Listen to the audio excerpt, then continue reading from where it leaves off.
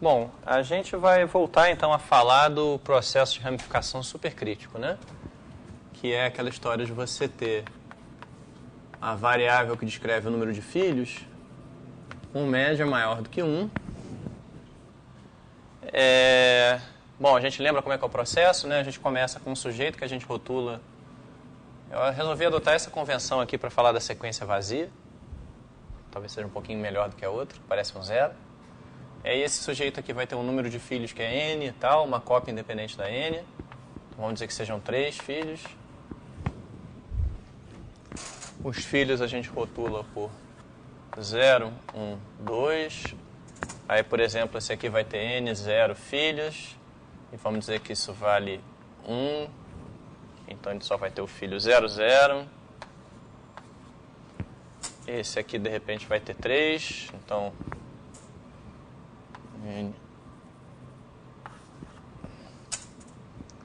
n1 igual a 3.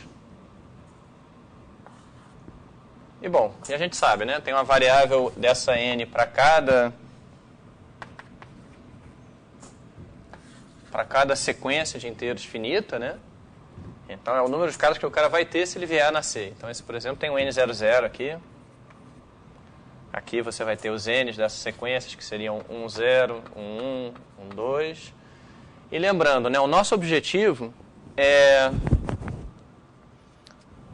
provar que quando mu é maior do que 1, essa árvore é infinita com probabilidade positiva. Certo? E a gente já começou a falar de como vai fazer isso, que é via busca em profundidade. A gente vai percorrer a árvore, não como a gente fez antes, né, que era perguntando quantos filhos esse cara tem, agora quantos são os filhos dos filhos e quantos são os filhos dos filhos dos filhos. Antes a gente foi vendo por gerações. Agora a gente vai fazer contornando a árvore, sempre tentando ir mais fundo. Né? Essa é a busca em profundidade. Bom, o Jefferson, escola de computação, sabe disso bem. E a gente vai, então, descendo. Quando não puder mais, a gente sobe. Então, aqui a gente desce, aí sobe, aí desce de novo. Sobe, desce, sobe, desce, sobe, desce. Né? Se a árvore fosse só isso aqui, seria isso que a gente ia ver. Mas, para organizar um pouquinho melhor as coisas, eu vou escrever dois resultados que eu quero fazer antes de voltar à busca em profundidade. Tá certo? Que vão ser importantes para o que a gente vai provar depois. O primeiro, os dois são teoremas bem elementares, mas é bom a gente tentar fazê-los antes, fazer para organizar melhor, antes de provar as coisas. Então, esses teoremas aqui não tem nada a ver com esse curso especificamente, mas eu estou imaginando aqui que eu tenho uma sequência de variáveis independentes, identicamente distribuídas, com média maior do que 0. E aí eu vou dizer o seguinte, vamos definir S0 igual a 1 e Sn igual a Sn menos 1 mais Xn para n maior ou igual a 1. Então, a probabilidade de para todo n a gente ter Sn maior do que 0, ela é maior do que 0. Então, o teorema bem geral que nos diz que se você... Né, a gente está aqui olhando essas somas de variáveis aleatórias. E a única diferença é que ao invés de começar com só somar as variáveis, a gente está somando 1 no início. E a gente está perguntando qual é a probabilidade de todas essas somas serem positivas. E eu estou dizendo que essa probabilidade é positiva.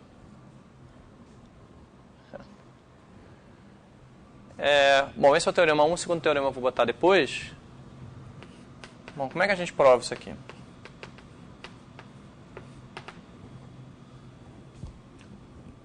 Esse podia ser um exercício no curso de probabilidade 1, né? Não sei se foi um exercício, provavelmente. Eu não lembro de ter dado esse exercício, mas é um exercício bonitinho. Porque a ideia é vamos primeiro provar isso aqui. Provar que o limite em L indo para infinito da probabilidade de para todo n pertencente a n, Sn ser maior do que menos L, esse limite é 1. Certo? Então esse é o primeiro passo da prova, é a primeira afirmação da prova.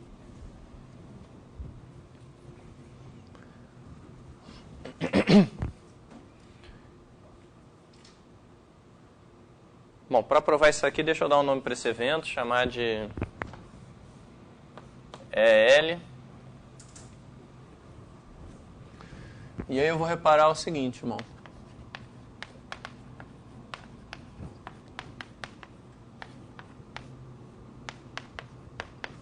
O evento EL, ele sempre está contido no EL mais 1.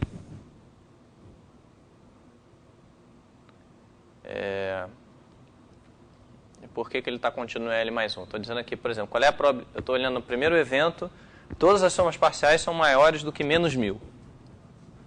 E o outro evento é todas as somas parciais são maiores do que menos 1001. Né?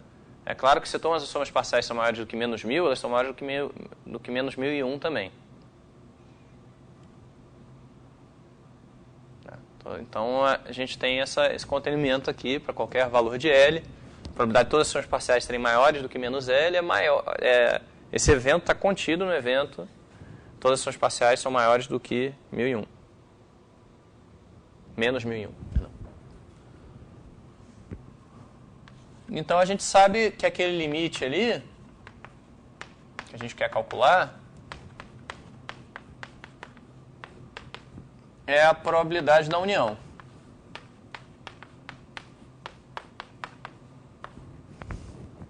Esse é o bom e velho teorema de medida, né? Para uniões, sequências crescentes de eventos. E o que é essa união? Essa união é o evento. Existe um L, tal que para todo N pertencente a N, Sn é maior do que zero. Tá certo? Isso é simplesmente o evento. O que é isso? Eu estou dizendo o seguinte, olha só. Ó, maior do que menos L, perdão.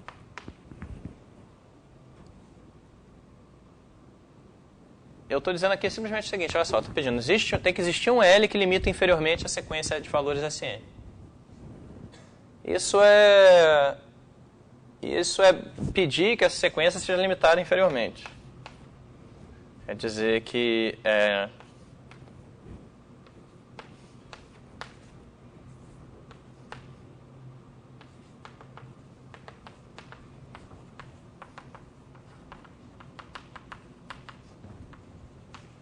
isso aqui é sinônimo. Não falei nada diferente aqui. A probabilidade de ser limitada inferiormente é maior ou igual à probabilidade de Sn ter um número finito de termos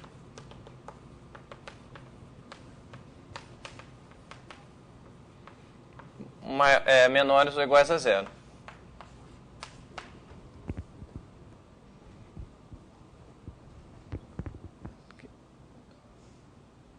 Certo? E aí eu afirmo que, na verdade, essa última probabilidade é 1.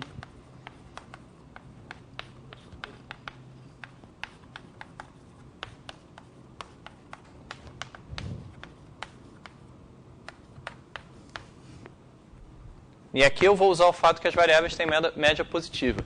Tá certo? Bom, o que a gente sabe sobre somas de variáveis aleatórias com média positiva? A gente sabe que a gente tem a lei forte dos grandes números, né? Como o primeiro momento é finito aqui, estão em L1. A gente sabe que... Por quê?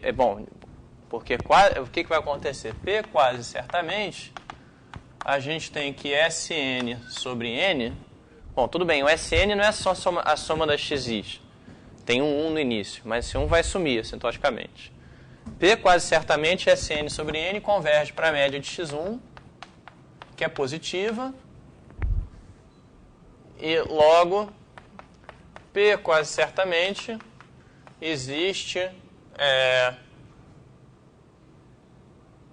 existe um N0 pertencente a N, tal que para todo N maior ou igual a N0, Sn sobre N é maior ou igual que a média sobre 2.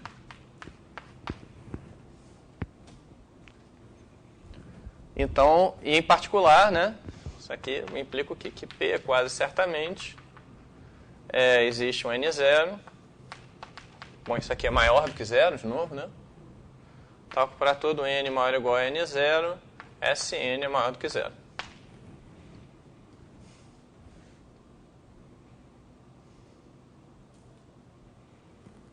Então, não sei se ficou clara a estrutura aqui. A estrutura é dizer... Bom, estou querendo provar...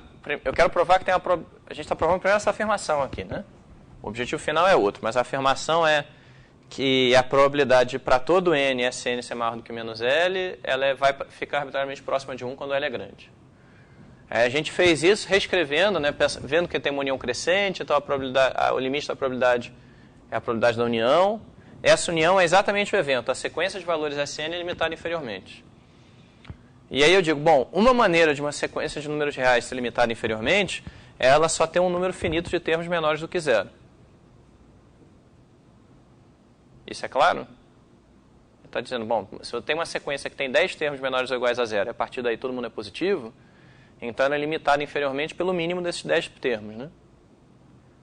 Então, bom, enfim.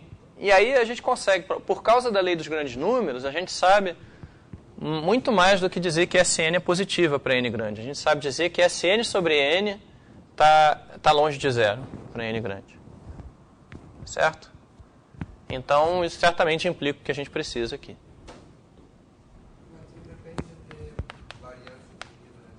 Não, porque a gente tem aquela lei forte dos grandes números, mas para variáveis I e D, ela só precisa de primeiro momento finito. Então, quer dizer, é o teorema do Kolmogorov lá, que tem várias variantes da lei forte dos grandes números, né? Mas a mais forte delas quer dizer, para o caso I e D, a gente tem esse teorema que diz só primeiro momento finito, né? Só ter esperança no módulo finito já basta. Então, isso aqui, bom, vou botar aqui. Lei forte. I e D.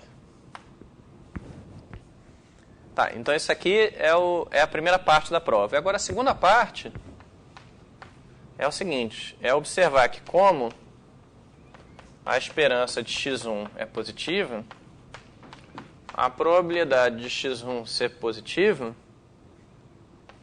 é positiva. Tá certo? Então, bom, agora nessa segunda parte a gente vai usar a primeira parte para terminar a prova. Como a esperança é positiva, a probabilidade é positiva. Então, portanto,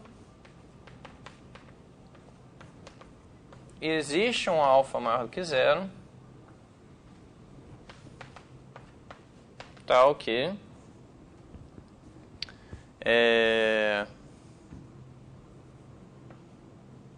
a probabilidade de x1 ser maior do que alfa é positiva.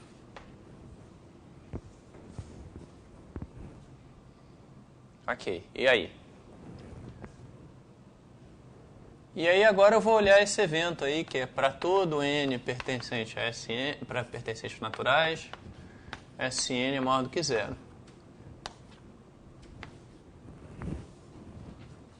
E aí o que a gente está olhando aqui? A gente está olhando as somas parciais dessa sequência aqui, né? Na sequência das xn's. E a gente quer que sejam todas positivas, eu só estou querendo achar uma cota inferior para essa probabilidade, dizer que ela é maior do que zero. E eu vou dizer o seguinte, olha só. Uma maneira dessa sequência ser sempre positiva é você dar sorte no início e várias vezes você ter a x1 maior do que alfa, x2 maior do que alfa, x3 maior do que alfa, x4 maior do que alfa. E aí isso vai te afastar de zero, digamos assim. Né? Está dizendo, pô, uma maneira de me manter sempre positivo é no início eu dar muita sorte, só andar para cima. E aí, a partir daí, eu me comportar como me comporto nesse evento aqui, né? Que é nunca descer abaixo de um certo patamar negativo aqui.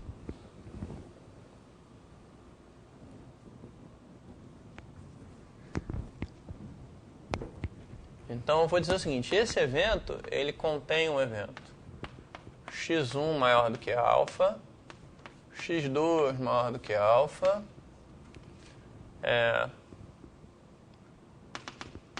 xm maior do que alfa. Bom, para qualquer m aqui que você escolher. E a partir daí você quer que as somas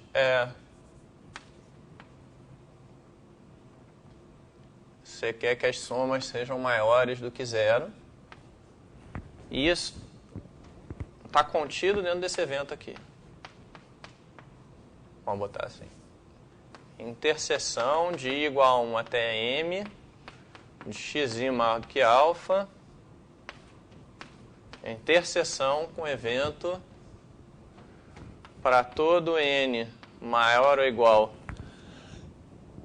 a m, você ter que a soma de j igual a m mais 1 até n de xj é maior ou igual a menos 1 menos alfa m.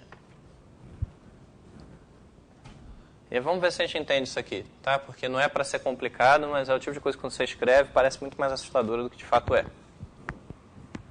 Qual foi a minha ideia? A minha ideia foi dizer o seguinte, olha só, uma maneira de você se manter para sempre positivo, que é o que a gente quer provar que é possível, né, com probabilidade positiva, é você dizer, olha, vai ter 1 milhão de passos em que você vai andar para cima, vai andar alfa para cima. Ou seja, x1 é maior do que alfa, x2 é maior do que alfa, até a x1 milhão é maior do que alfa.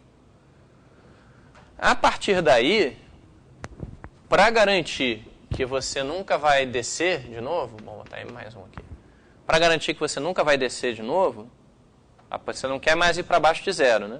Mas então, o que se a gente pensa em ter um espaço aleatório, né? Você saiu do 1, aí você subiu alfa, subiu alfa, subiu alfa, mais do que alfa, de fato, né? A partir daqui, vocês perguntam, o que eu preciso fazer a partir daqui para nunca descer para baixo de zero? E o que eu estou dizendo é, na verdade, aqui deixa o maior do que zero é supérfluo aqui, eu devia dizer maior ou igual a zero. Que é isso que eu preciso, de fato, depois. Aliás, não, desculpa, é maior do que zero mesmo. Perdão, eu achei que eu tinha escrito errado, tinha escrito certo e corrigi para botar errado. Tá aqui. A partir daí, o que você precisa? Bom, vamos ver. Essa aqui foi a x1 até a xm, né? A partir daí, você precisa que esse seu passeio aleatório, ele nunca desça para cá. Então, ele não pode descer mais do que alfa m passos. Menos 1, porque você tinha 1 de graça aqui no início. Que é alfa m mais 1 passos. Então, é isso que você tem aqui. Tá certo? Bom, então vamos observar que pela parte 1, por 1, existe um L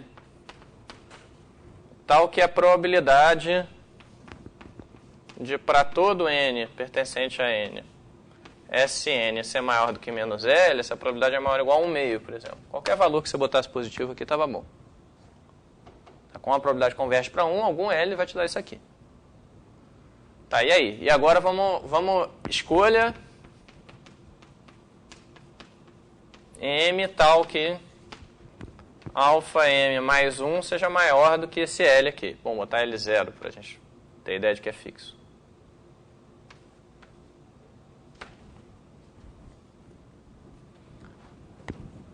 E aí o que a gente faz? Bom, vou apagar a árvore um pouquinho aqui.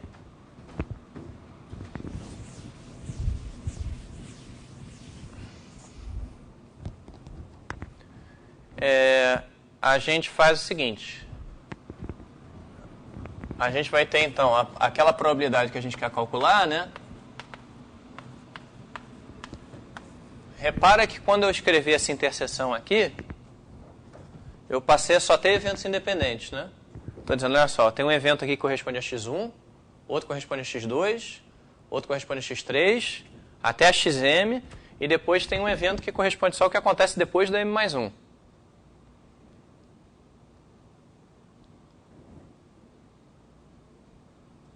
De novo, né? Aqui eu estou dizendo, no início do processo, até o passo M, eu quero que dê sorte.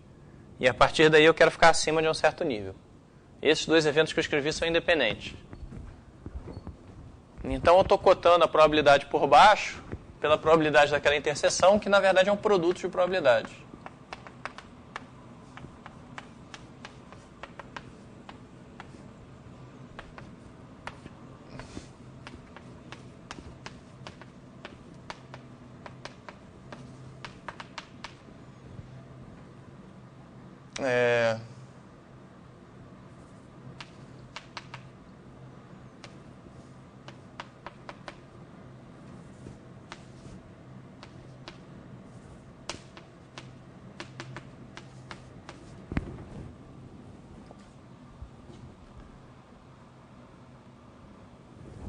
E agora tudo que falta para a gente perceber o que está acontecendo é o seguinte, bom, esse termo aqui certamente é maior do que zero.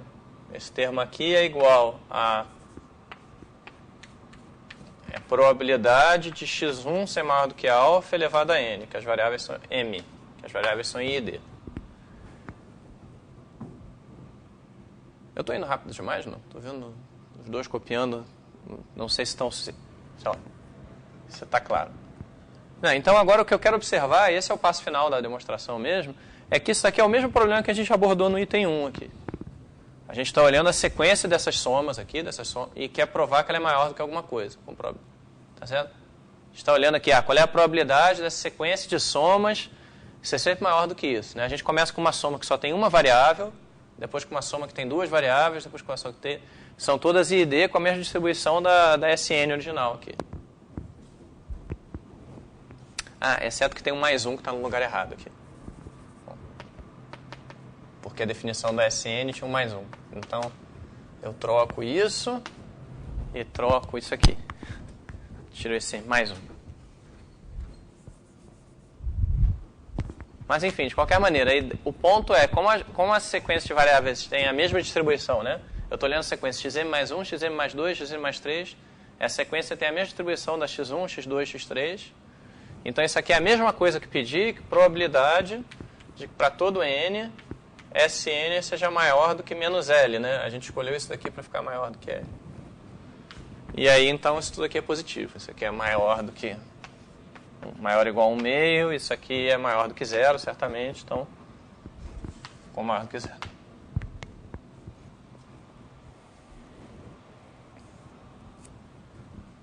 Então, isso aqui é um fato bem geral. Se você, né... contando que você tem um viés, um drift, se quiser, para cima, né? Na sua sequência ID, as somas parciais dela têm uma probabilidade positiva de nunca descerem Bom, você está começando de 1 também, né? Para não começar do zero. Se você começa de 1 e toma uma sequência de variáveis aleatórias com drift, ID, então você tem a probabilidade positiva de nunca descer para baixo de zero. Então tá, isso a gente vai usar depois. O outro resultado que eu vou botar é mais para... É um desses resultados que é mais difícil de escrever do que de provar uma vez que está escrito direito. Posso apagar isso aqui?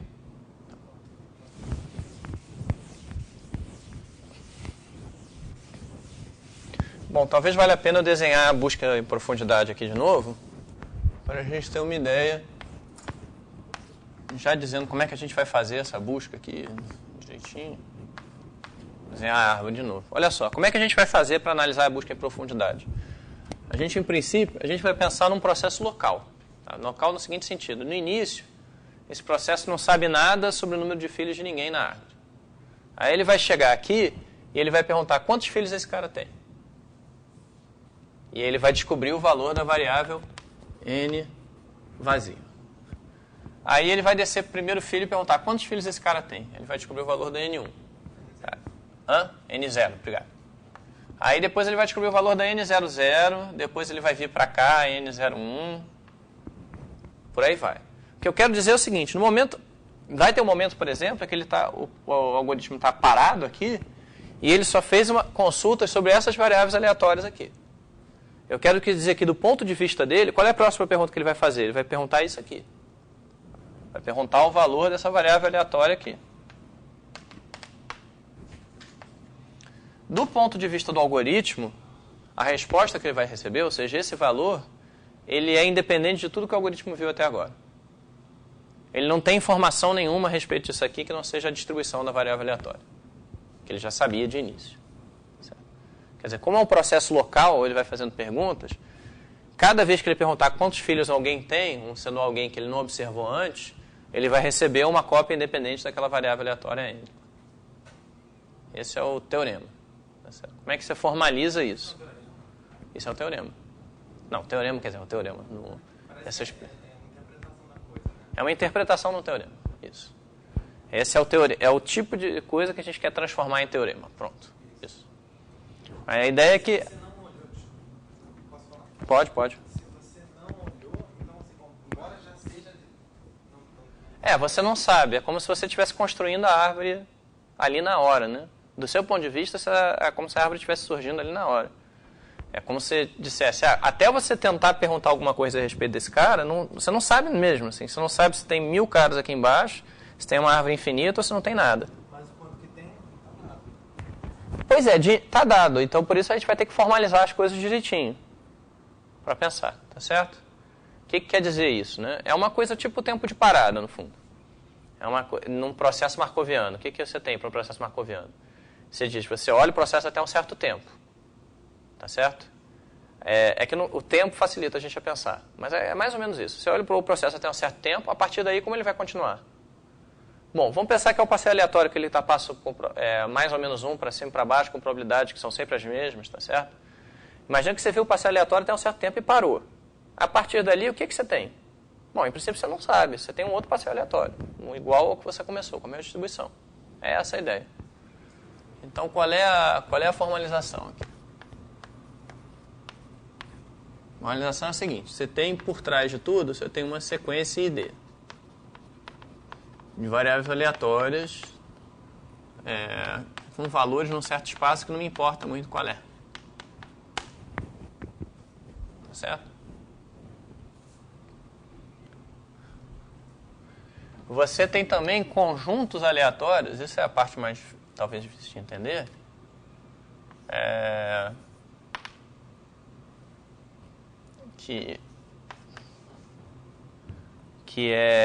Ou seja, são conjuntos, são variáveis aleatórias com valores nas partes de N.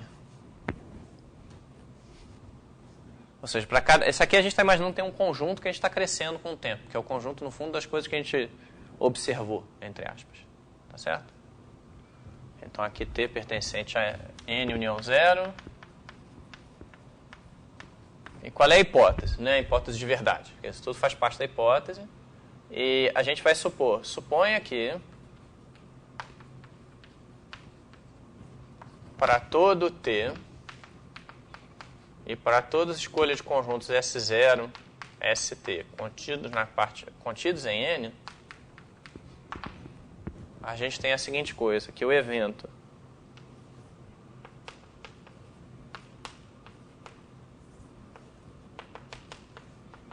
de a gente ter visto esses conjuntos, ele pertence à sigma álgebra gerada pelas variáveis xn, onde n pertence à união desses caras.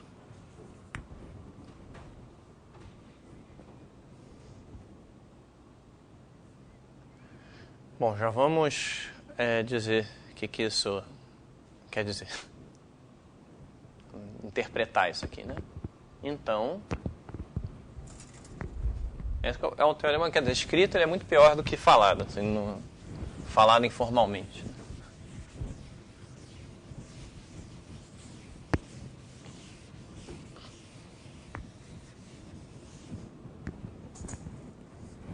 Então, a sequência é xn, onde n pertence aos naturais, menos essa união,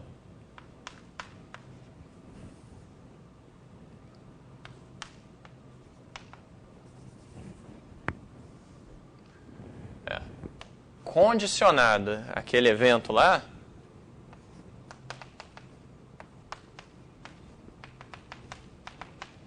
ela tem a mesma distribuição. Na verdade, aqui o ID não é importante. O importante é independente. Deixa eu botar aqui isso aqui, que talvez seja...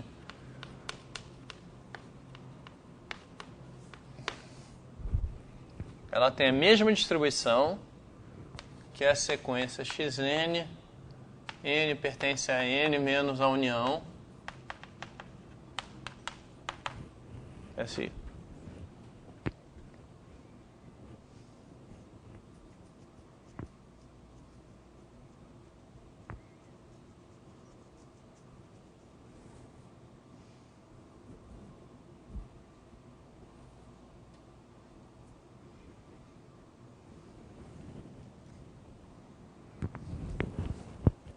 Tá claro o que significa, não? Porque eu na verdade, esse teorema para o meu orientador de doutorado ele é absolutamente óbvio. E aí eu demorei bastante tempo para me convencer de que Quer dizer, não era nem teorema do ponto de vista dele, era meio que nem dizer assim, é claro que isso é verdade, assim, porque 2 mais 2 é igual a 4, CQD. E é mais ou menos isso mesmo, né? O que está dizendo aqui? Vamos tentar interpretar nessa figura. Aqui eu estou pensando nesses conjuntos aleatórios, vocês podem pensar que, por exemplo, é o conjunto, o S0 é o conjunto de vértices cujo número de filhos você sabe no tempo 0. O S1 é o conjunto de vértices cujo número de filhos você sabe no tempo 1. O S2 é o conjunto de vértices cujo número de filhos você sabe no tempo 2. E o S3 e por aí por diante. Então está dizendo o seguinte, olha só. No tempo t, quem são esses conjuntos?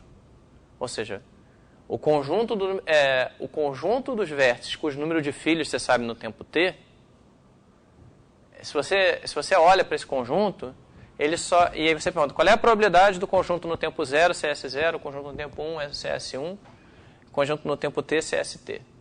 Essa probabilidade, ela só depende, quer dizer, esse evento, ele só depende das variáveis que você já viu. Era por isso que eu estava dizendo que nem tempo de parada, né? Estou dizendo, então, para saber se isso aqui ocorreu ou não, você só precisa olhar para essas variáveis envolvidas no processo. Tá certo? Então, por exemplo, qual é a probabilidade de no tempo 0 eu ter visto esse valor, no tempo 1 eu ter visto esse, no tempo 2 eu ter visto esses 3, no tempo 4 eu ter visto esses 4 e por aí vai. Essa probabilidade só depende dessas próprias variáveis aleatórias que eu botei aqui. É isso que quer dizer. Esse evento só depende disso, né? É isso que eu estou querendo dizer aqui. No tempo 4 você vê o N0 só depende da variável N0, né? E da N invasiva. Não, mas eu estou dizendo... sim, na verdade você tem uma para trás, na verdade. Você sempre tem a vantagem de um para trás. Tá. No caso 2. É. Não, peraí, não estou entendendo. O que você está falando? Você olhar no tempo 4 N0, Uhum. só dependeu de N0 e N vazio. Isso, sim, sim. Mas é que, na verdade, eu acho que eu não falei muito bem o que eu queria falar. O que eu queria falar o conjunto que eu vou definir, em cada tempo, o ST vai ser o conjunto dos vértices cujo número de filhos eu sei. E esse conjunto... bom, na verdade, você tem razão que esse conjunto aqui, nesse tempo, ele depende de menos coisas. Mas porque o fato de que eu sei esse número... Hã? Esse aí é o tempo 2. Não, esse é o tempo 4. Porque no tempo 1 você vai abrir o número de filhos desse cara aqui. No tempo 0 você vai abrir o número de filhos desse cara. Você já sabe que ele tem 3 filhos, mas você não sabe esses 3 valores. É diferente. Aí você agora vai consultar quantos filhos esse cara tem. Se ele não tiver nenhum, você vai passar direto para esse, né? Mas se ele tiver um filho, pelo menos você vai vir para cá. E essa, digamos assim, é a aleatoriedade na jogada, que diz qual o caminho que você vai seguir. O ponto é que para, digamos assim, justificar que você seguiu aquele caminho, você só precisa das variáveis aleatórias que você viu no caminho. É basicamente essa a ideia. E aí está dizendo o seguinte, qualquer variável aleatória que não esteja no seu caminho, não esteja no conjunto que você viu até agora, ela é condicionalmente independente do que você viu. É isso que o teorema está dizendo. E o teorema é absolutamente trivial, uma vez que você põe nessa forma, porque aqui você está condicionando numa certa sigma álgebra. Então deixa eu botar aqui, a prova desse teorema é o seguinte. Que esse evento aqui, vamos chamar de E. Isso é uma coisa que ninguém fala pra você, né? Não, mas aí, como para mim foi uma fonte de indagações existenciais profundas, eu resolvi botar aqui, né? A gente formula muitos programas de curso em função dos traumas que a gente teve na vida, né? E, assim, dos buracos, dos vazios que a gente sentiu. Tá?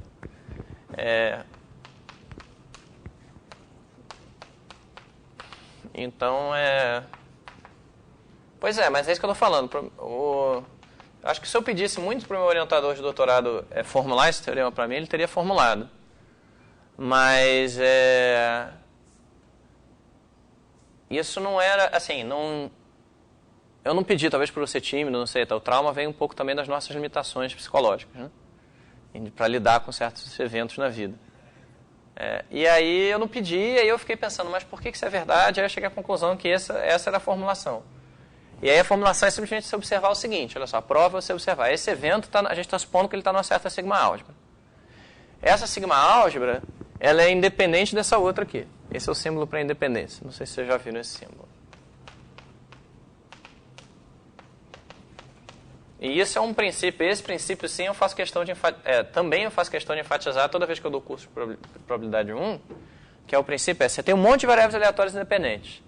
Aí você divide as variáveis em dois grupos, né? Particiona em dois grupos. E agora você tem tipo dois vetores no fundo, né? Quer dizer, o vetor das variáveis do grupo A e o vetor das variáveis do grupo D. Esses dois vetores são independentes. É essa a ideia, né? Que a sigma álgebra gerada por uma coleção de variáveis independentes é independente da sigma álgebra gerada por uma outra coleção de variáveis que são independentes dessas primeiras. Exatamente. Você está pegando um pacote independente e dividiu em dois grupos. Esses dois grupos olhados coletivamente são independentes um do outro. Qualquer função também desses vetores, né? Isso. Porque a função só... que se era independente, só vai ficar mais independente, em algum sentido. Você pode até ganhar independência via uma função, né?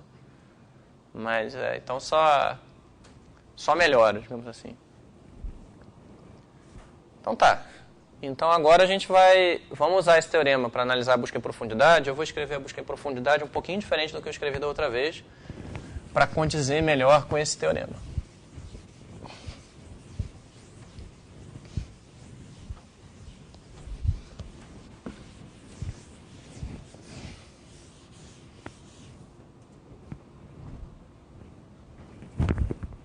Da outra vez eu escrevi... Bom, eu vou escrever, talvez até o Jefferson reconheça mais essa busca em profundidade que eu vou escrever agora.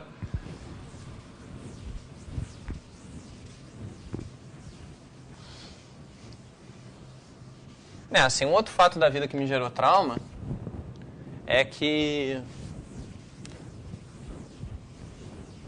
poucas coisas são tão legais para você pensar em certos problemas do que tem um algoritmo por trás, como a gente tem aqui, né? E poucas coisas elementares são tão difíceis, às vezes, de formular quanto o que o algoritmo está fazendo. Assim. Quer dizer, a mistura entre algoritmo e probabilidade é uma coisa complicada, às vezes, para você escrever direitinho. É complicada por causa de coisas do tipo desse teorema aí.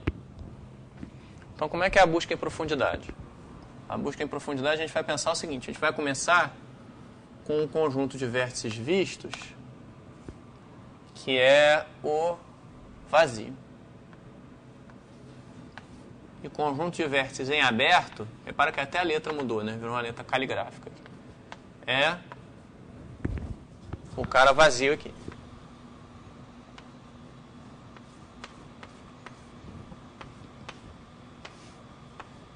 Bom, aqui eu estou desenhando a árvore toda, mas talvez eu não devesse. Sim, aqui é uma lista ordenada, né? Agora, como é que é a iteração no problema aqui?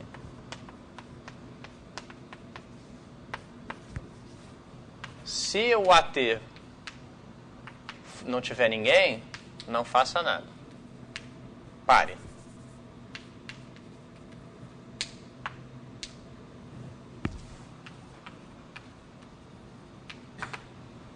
Se não, o que você vai fazer? Você vai tomar o... Lembra que a T é uma certa lista, tem um bando de gente aqui e tem um elemento aqui no final, que é o RT. É uma pilha, na verdade, né, no linguajar de computação.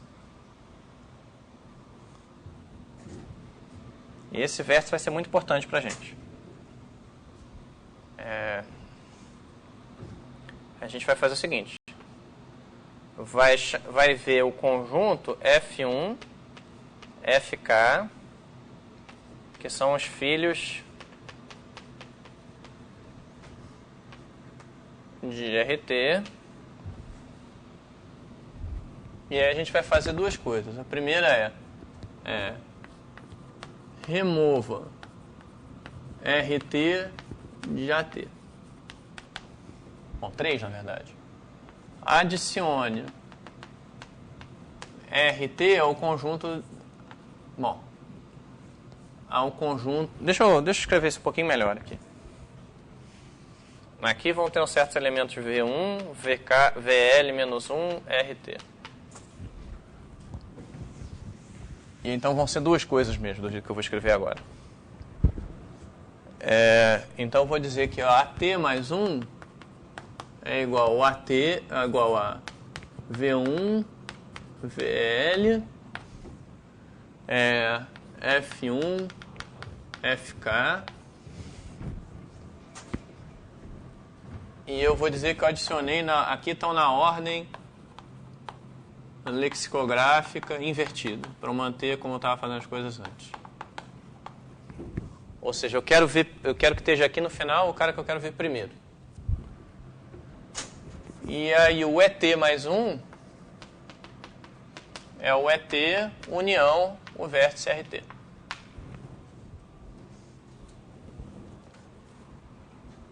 Tá certo?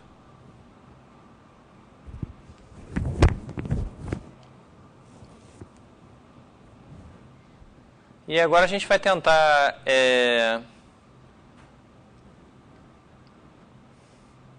a gente vai estudar o problema de... Bom, deixa eu fazer a seguinte afirmação. Bom, afirmação aqui. É que a sequência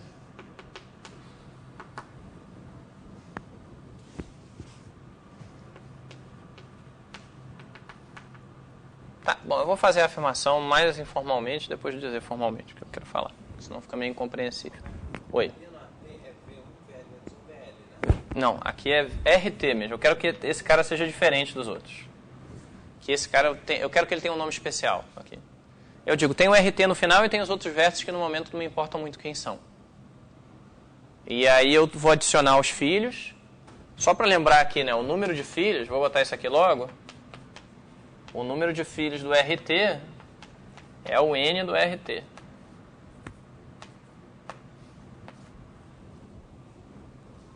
Tá certo? E... então, a gente vai ter aqui o AT mais 1, ET mais 1, a gente vai fazer... Então, o que está sendo feito, né? A gente está tirando o RT da lista aberta e passando para a lista do que já foi examinado.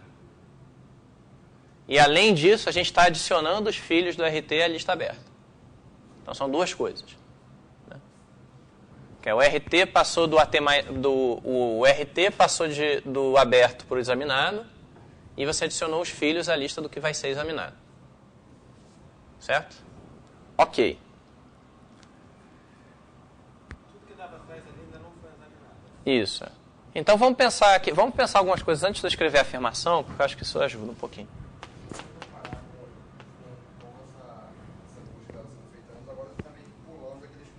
Isso, exatamente. Isso é importante. Quer dizer, eu não mencionei isso antes, mas eu estou escrevendo uma busca em profundidade que é diferente da que eu escrevi antes. Aqui eu não escrevo explicitamente esses passos em que eu subo na árvore. Isso está meio que acontecendo. Como é que é? Bom, se a gente olhar para essa árvore aqui, né? Oh, peraí, deixa eu botar uma outra árvore um pouquinho mais fácil aqui.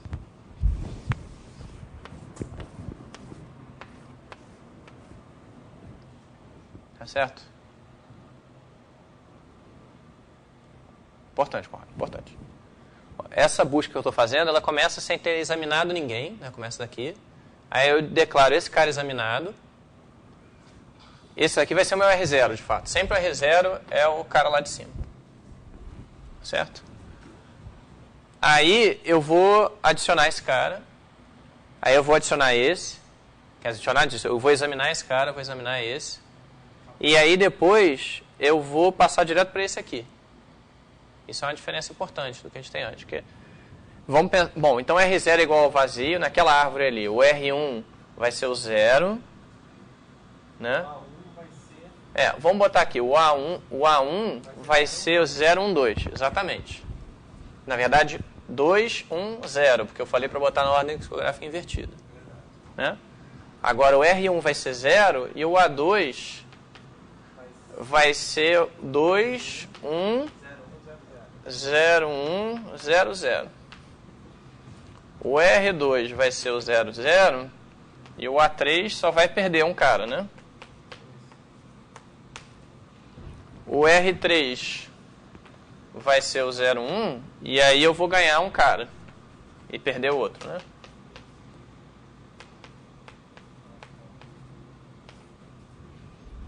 Então, vou botar aqui R4 igual a 0, 1, 0, 5 é igual a 2, 1. Aí eu finalmente cheguei a esse vértice aqui, né? Eu finalmente acabei de examinar aqui e essa é a diferença que o Jefferson estava apontando. Ao invés, na descrição que eu dei antes, você ia meio que voltando um por um aqui, até para chegar aqui. É voltar a raiz e descer. Mas aqui a gente pulou direto para esse cara. Aí agora o R5 é o 1. E o A6 vai ser o 2 só. O R6 vai ser o 2. E o A7 vai ser vazio. E aí parou. E a gente explorou a árvore toda. Agora, vamos aqui nesse exemplo já dá para observar o ponto fundamental que vai acontecer. A gente vai eu vou fazer uma afirmação aqui primeiro, que eu acho que é intuitivo, de fato, eu acho tão intuitivo que eu não vou provar, mas talvez vocês se traumatizem também. É o seguinte, a árvore é infinita. Vamos botar a árvore é finita se somente se existe um T tal que o AT é vazio. Se a árvore é finita, em algum momento você não vai ter mais vértices para explorar. Cada vértice você só vê uma vez, né, no conjunto aberto. Se ele sai do conjunto aberto, ele não volta mais. E, por outro lado, se o conjunto aberto nunca... se a árvore é infinita, com certeza você sempre vai ter mais gente para explorar. Você não vai acabar. Tá certo? Agora, a outra afirmação, que é menos óbvia, quer dizer, essa aqui é 1. Essa aqui eu não vou provar. A segunda afirmação, ela também não é difícil. O tamanho da lista T, o que acontece com a lista? Em cada passo aqui. Você tira um sujeito e você adiciona os filhos dele. O sujeito que você tira é exatamente o RT, para gerar T mais 1, você tira o RT. Né? Então, a lista T vai ser essa soma aqui. Vai ser, bom, você começa com 1 no tempo 0. Isso aqui é para T maior ou igual a 1. Soma de igual a 0 até T menos 1 do número de filhos do RI menos 1. Vamos ver se isso aqui é... Bom, no tempo 0 você tem um cara. Você tem um cara aqui. Aí, para passar do 0 por 1, o que você faz? Você tira 1 e bota o número de filhos. Então, essa é a explicação. Agora, ao ponto menos óbvio, é que isso daqui... E esse é uma soma ID. E esse é o ponto fundamental da gente aqui. Que essas variáveis são independentes.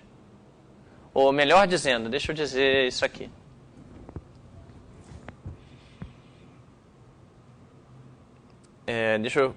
Explicando melhor, isso aqui não está muito preciso. Que não é uma soma ID porque tem algum momento que você para, né?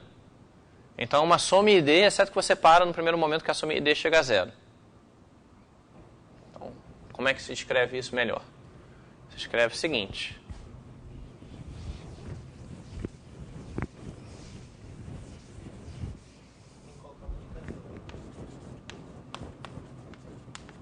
Isso, ó.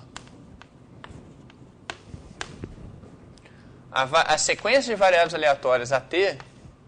Bom, isso também é uma diferença que está ali em cima. Indo de T igual a 0 até infinito. Repara que, assim, pela construção do algoritmo, em princípio, eu não estou dizendo nada que diga eu dou um número finito de passo aqui. Eu estou imaginando que se eu chego ao vazio, eu fico no vazio para sempre. Então, se eu chego em 0, eu fico em 0 para sempre. Ela é igual, em distribuição, a uma sequência desse tipo aqui. 1 mais I igual a 1 até T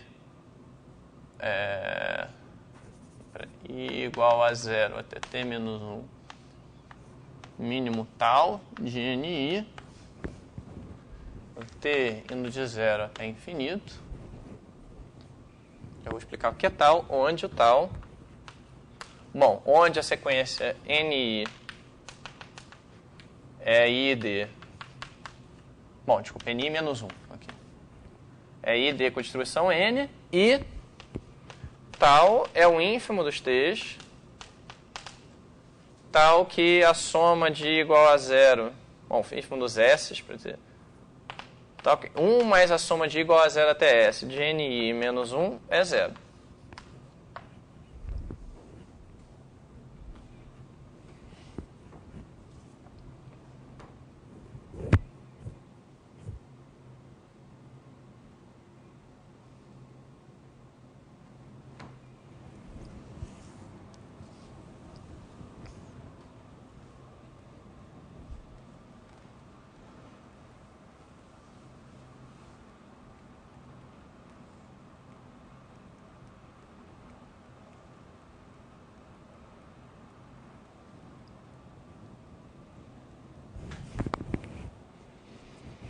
E, bom, aqui tem um parênteses que eu esqueci de fechar.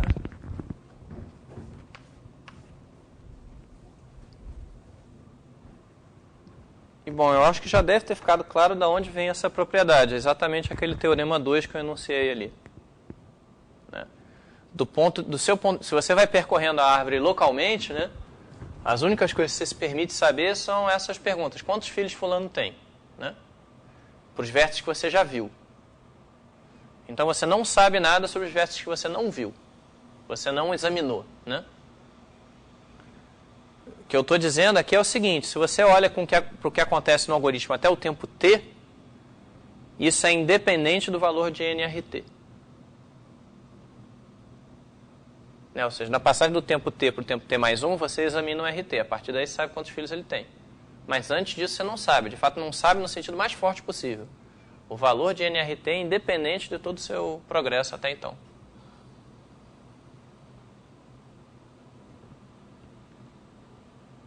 E aí, uma vez que você tem isso, você está simplesmente dizendo, bom, como é que, se você tem os valores do tamanho do AT, né, da pilha que eu falei, o tamanho da pilha no tempo t igual a 0, t igual a 1 até um certo t grande, no tempo t mais 1, ou você já chegou ao 0 e você fica lá, ou então você vai, como é que se diz?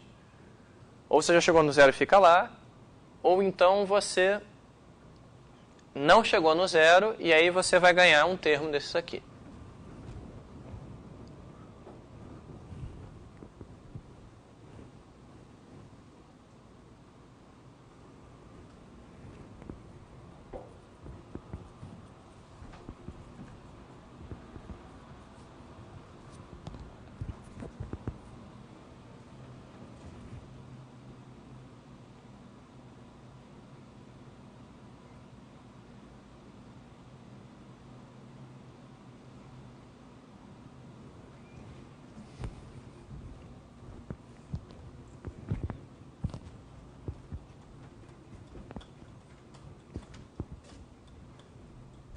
Isso não é tão óbvio de se provar que para usar aquele teorema você tem que definir quem são os conjuntos S.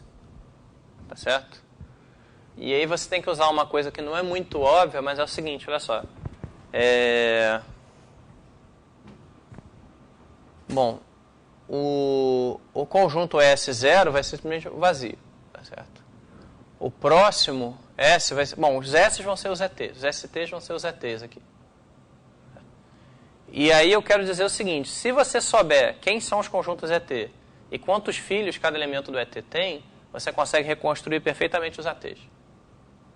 Quero dizer o seguinte, o processo até o tempo t ele é definido pelos valores de ET, e pelos conjuntos ET e pelos números de filhos dos elementos em ET. Isso é claro, não? Mas não é óbvio, né? Quer dizer, você tem que pensar um pouquinho. Que está dizendo, mas o AT tem um monte de gente que você ainda não examinou, que não está em ET, né?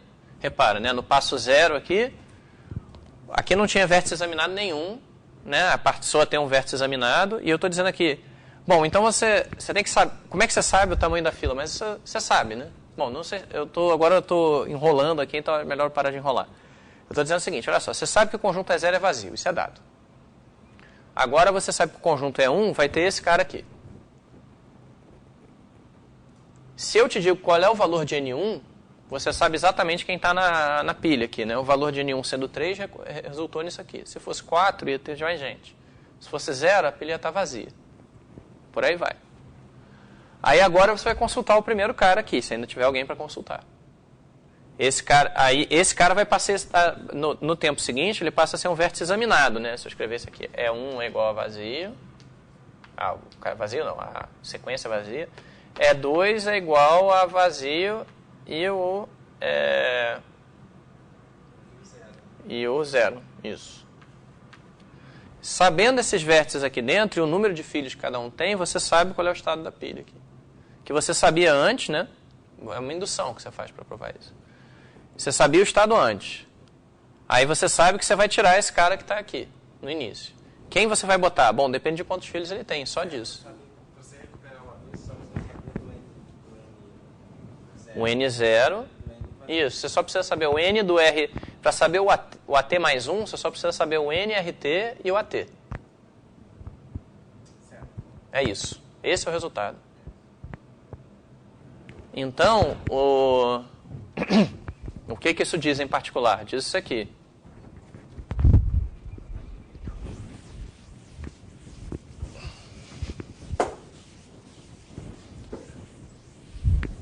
Diz isso aqui. Bom, qual é a prova do 3 que eu vou mais esboçado que fazer? A gente vai dizer o seguinte, olha só. Para todo T, a gente tem que o AT é função de E0, ET e de NRI para I menor ou igual a T menos 1. Desculpa, é função de até ET menos 1.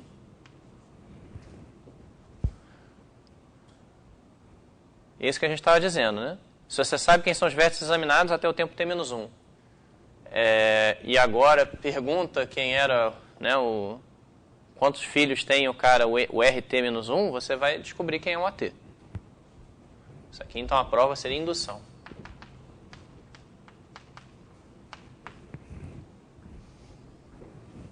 Tá, isso aqui seria a parte 1 da prova.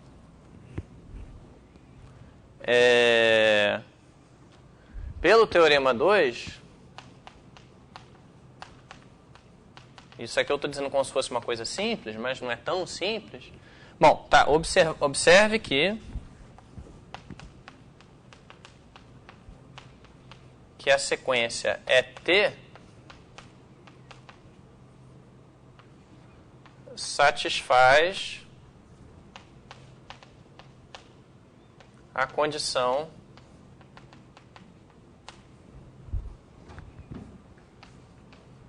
do teorema 2. A condição sobre os STs do teorema 2.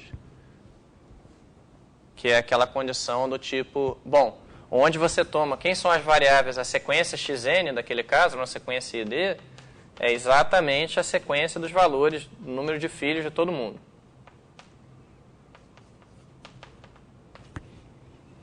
Tudo bem, aqui era indexado pelos naturais, aqui é indexado por sequências finitas de naturais, mas são dois conjuntos enumeráveis, então vocês não vão brigar comigo. Tá certo?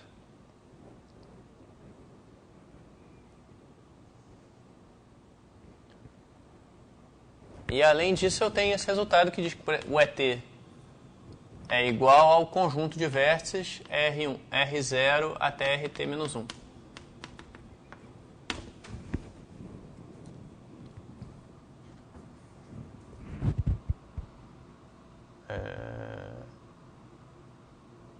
Não, perdão, aqui é o... É o quê? É função do E0 até o ET... Não, é isso aqui, desculpe.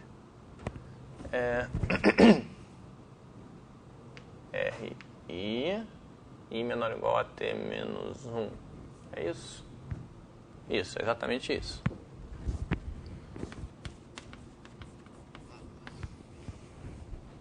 Então, eu estou só dizendo aqui... Bom, a conclusão que eu quero chegar é a seguinte. Que...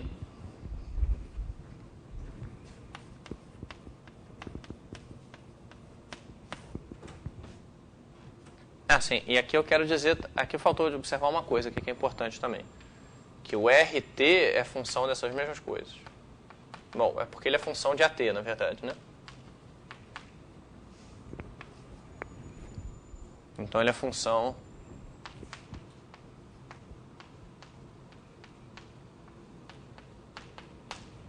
A conclusão é o seguinte, que o valor de nRT é independente da sequência EI de igual a 0 até t. Que é exatamente o que a gente precisa para completar a prova. Isso está claro, não? E aí, por causa daquela propriedade de tomar função, né, se é independente antes de tomar função, tem que ser independente depois também. nRT é independente da sequência AI, o tamanho da pilha, né? T, isso, exatamente.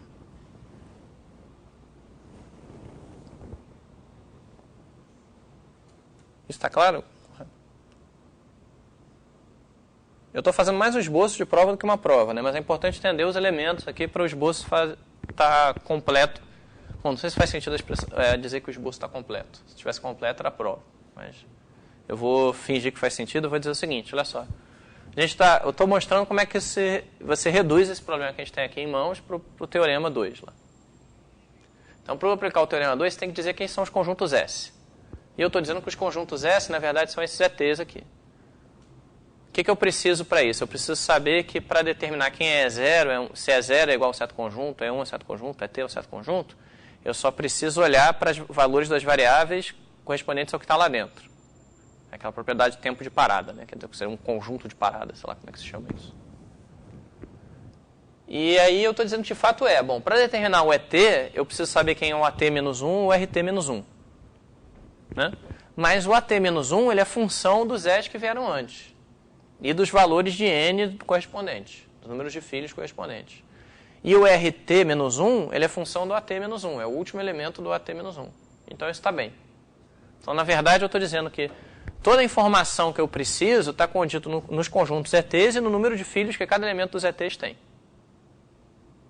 Isso, grosso modo, é a condição do Teorema 2. E aí, o que ela diz? Ela diz que toda vez que eu consultar o valor de uma variável aleatória fora desses conjuntos ETs, eu vou ter uma coisa que é independente do que eu já vi até agora. Então, a conclusão, que se dá um pouquinho mais de trabalho para escrever, é que toda vez que eu consultar o valor de nRT, o RT é um vértice novo, que eu ainda não adicionei, né? Isso vai ser independente do que eu já vi até agora. E aí, como esse vetor de baixo é função do de cima, essa independência se preserva aqui. Quer dizer, isso é independente... Está quase certo o que eu estou falando aqui, mas é certo que eu não estou dizendo o que acontece se eu tenho um conjunto vazio aqui, uma pilha vazia, porque aí não vai ter RT nenhum. Tá certo? Mas aí isso eu vou deixar sem resolver. O problema é sem resolver. Dizer no sentido, bom, o que você tem que fazer é basicamente dizer, pega o evento em que o AT é diferente de vazio, né, que a pilha ainda tem gente. Então, nesse caso, você vai adicionar um termo à soma aqui, que ele se comporta como uma variável independente de tudo que você já viu até agora. Se a pilha for vazia, você parou, mas aí o ponto é justamente que você está reproduzindo a distribuição dessa sequência aqui. Isso eu acho... Bom, provavelmente vou botar isso na lista de exercício, ou botar isso em pedaços na lista de exercício. É mais um momento do curso, eu não sei porque isso ocorre tantas vezes nesse curso específico, mas que eu acho que vale a pena pensar... vale mais a pena pensar sozinho do que do professor mostrar. É a conta que tem que fazer. Eu já fiz algumas dessas, então essa eu vou me dar o direito de não fazer. Mas aí deixa eu terminar muito rapidamente a prova de que o processo supercrítico sobrevive com probabilidade positiva. Né? Agora eu estou olhando aqui, olha só. Para o processo sobreviver para sempre, é a mesma coisa que essas somas serem sempre maiores do que zero. Né? Somas de variáveis e IDs. Bom, tudo bem, eu estou parando as somas quando elas atingem zero, mas tudo bem, né? Bom, eu posso perguntar, qual é a probabilidade dessas somas? Eu continuo o processo para sempre e pergunto, qual é a probabilidade de algum dia você estar abaixo de zero? O que resolve tudo? Resolve o fato que essas variáveis são I e D, essas NI-1, que o primeiro momento delas aqui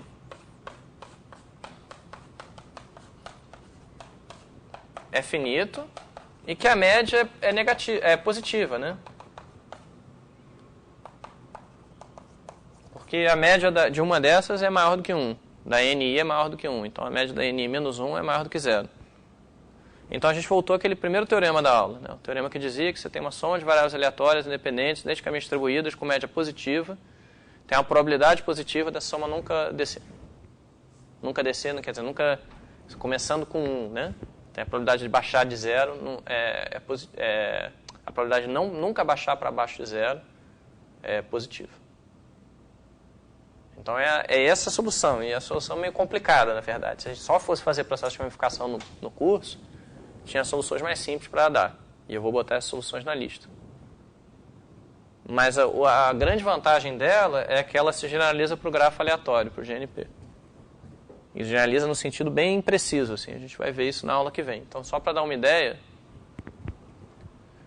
como é que é? Se a gente vai no GNP, a gente vai fazer a mesma busca aqui.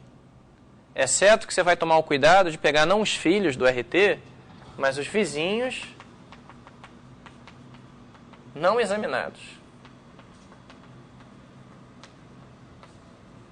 O que quer dizer isso, né? Quer dizer, por exemplo, no GNP você começa num cara, aí você quer saber como é que é a componente conexa dele, quem ele se conecta, né? Existe busca em profundidade num grafo, acha isso para você, a quem ele se conecta, quem ele está conectado. Mas como é que você faz? Você primeiro vê os vizinhos. Aí você vem num dos vizinhos e quero continuar explorando a partir daqui.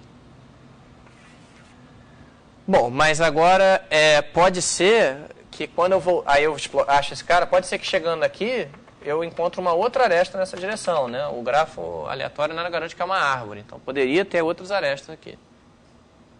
Mas eu não quero ver essas arestas de novo. Eu só quero encontrar cada cara uma vez. Para garantir que eu estou acompanhando, vendo os vértices uma vez. Então, eu vou ignorar todas as possibilidades de conexão entre caras que eu já examinei. Certo? Por isso são os vizinhos não examinados. Né? De resto, o processo é igual. E como é que vai ser o processo? Né? Deixa eu dizer muito rapidamente como é que é isso.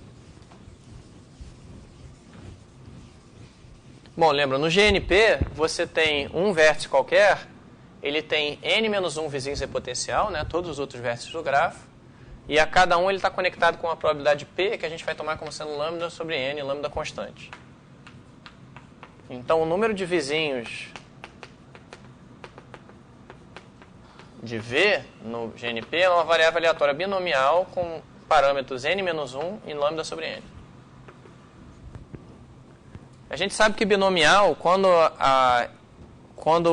o Pzinho da binomial é pequeno e isso aqui multiplicado por isso dá uma constante, isso é basicamente uma Poisson. E a gente vai ter um teorema preciso de aproximação. A Poisson teria a média que é lambda n-1 sobre n. Mas isso é basicamente lambda. A gente vai ver que isso é Poisson com parâmetro lambda. Aí a gente vai continuar, né? Agora vai ter um vértice lá que a gente vai continuar...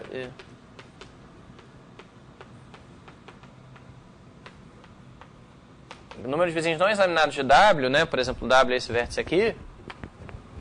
Ele vai ser uma outra binomial, né? Vai ser uma binomial N, e aí eu tenho que tirar, ao invés de ter N menos 1 vizinhos potenciais, eu tenho N menos o número de coisas que eu já examinei. Que vai ser o tamanho da fila, o tamanho do conjunto examinado aqui. Só que, tipicamente, num passo, né? Quantos vizinhos você espera ver na média? Lambda, né? Então, isso é uma constante. Num passo, isso daqui faz pouquíssima diferença. Eu estou dizendo, se você perguntar... Bom, tudo bem, você tem que se preocupar com o fato de que o V e o W podem ter vizinhos em comum. A probabilidade disso acontecer é muito pequena. No fundo, eu estou falando isso. Então, isso daqui vai ser parecido com uma Poisson também. Não vai mais. Mas o que vai acontecer? A gente vai provar o seguinte, que por um número de passos grande, tipo n elevado a 1/3, vou dizer assim, esses dois processos são a mesma coisa. Quer dizer, o processo de ramificação com Poisson lambda são quase a mesma coisa, né? O processo de ramificação com Poisson lambda e esse processo de achar componente no GNP, eles podem ser acoplados de modo a coincidirem com uma probabilidade alta. Probabilidade perto de 1. O GNP é finito, então nada vai funcionar exatamente nele. Isso é uma probabilidade pequena das coisas darem erradas. Pequeno para a gente, o que importa é ir para 0. Então, com a probabilidade indo para 0, o acoplamento dá errado. Com a probabilidade quase 1, o acoplamento dá certo. E você vê, por um número grande de passos, a mesma árvore. E aí vai ter duas chances, né? Ou o processo de Poisson ele vai se extinguir, e aí também significa que o V está numa componente pequena, né? Ou o processo de Poisson continuaria para sempre, por ele vai para infinito, não volta mais. No grafo aleatório isso não pode acontecer, porque tem N vértices, né? Tem que acabar em algum lugar. Mas aí o que a gente vai provar é o seguinte, se você tem um vértice, isso vai ser um dos passos fundamentais. Essa é a componente dele, né? Se a componente dele tiver mais do que uma certa constante vezes log N vértices, e você tem um outro vértice cuja componente tem mais do que C log N, essas duas componentes são iguais, elas estão juntas. Só tem uma componente com tamanho maior do que isso. Então, o fato de eu encontrar duas componentes grandes quer dizer que, na verdade, eu encontrei dois vértices que estão na mesma componente. 1 menos Ozinho de 1.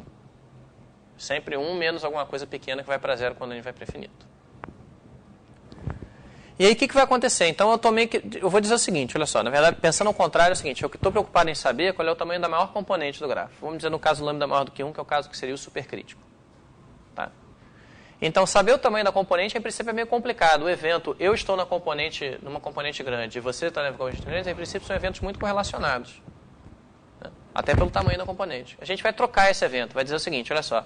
Basta eu perguntar se eu estou numa componente de tamanho C log N, ou maior, e você está numa componente C log N, ou maior. Para todos os propósitos, isso é essencialmente a mesma pergunta. E essa pergunta ela é local. Em que sentido? Se eu só examino a componente até ver C log N vértices e faço a mesma coisa, você faz a mesma coisa, provavelmente as nossas componentes até esse ponto são disjuntas. Então, e as coisas vão se comportar como se fossem independentes uma da outra.